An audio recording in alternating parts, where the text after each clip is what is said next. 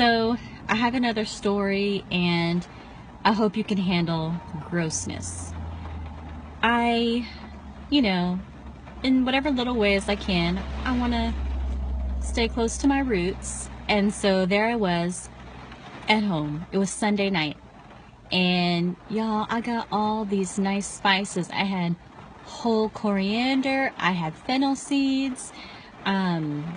I just had a plate full of beautiful spices that I roasted. And I got a whole coconut. Sajin's good at chopping them, so he chopped it open for me, and I hand grated that whole coconut.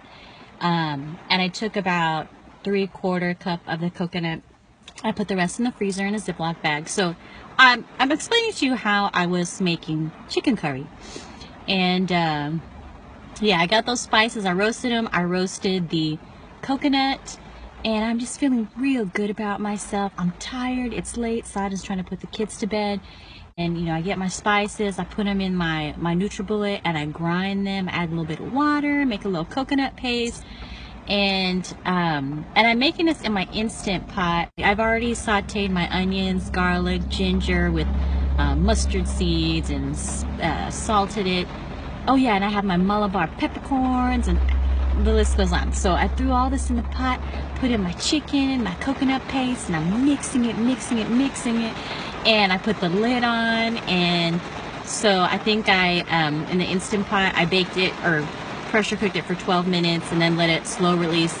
I take it out. My whole house stinks like chicken curry, and or like has the delicious aroma of chicken curry, delicious chicken curry. And then it's raining. I don't know if you can hear that rain, but anyway, I take it out, and it's all in these nice little pieces, saturated in delicious sauce. I get my fork. I take a little piece. I eat it. It needs a little bit more salt, so I pour a whole bunch of salt all over the whole thing. I eat a few more pieces. I barely eat any of this stuff. I'm just tasting it. I go to bed, and all night I'm tossing and turning, and my stomach is churning. And I had to stay home the next day because I had food poisoning. And that morning, I also find out Sajin, after I went to bed, he had a whole plate of this stuff. And he had the same issues as me. So I think it was that chicken I got. I need to start getting nicer chicken. Maybe I should have checked the date. Part of me wonders, see, I in my backyard, my mom had planted some seeds, so I get cilantro and other stuff. I'll just grab it from the backyard. I don't know if I'm grabbing weeds or things that are not cilantro. I mean, I wash it and I check it, I check what I'm getting. Part of me wondered if it was that, but I really think it was a chicken. So I've been wanting to be a vegetarian for some time now, but I don't have enough exposure to vegetarianism to understand how to switch my life that way.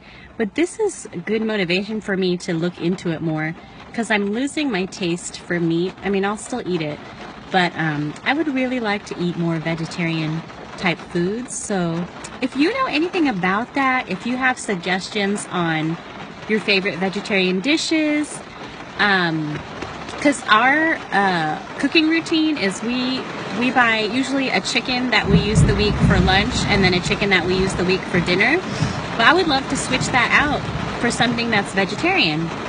I don't want to become a full-blown vegetarian, but I just feel like I personally need to be eating less meat, and I don't enjoy meat as much as I used to. So I would appreciate any tips you have.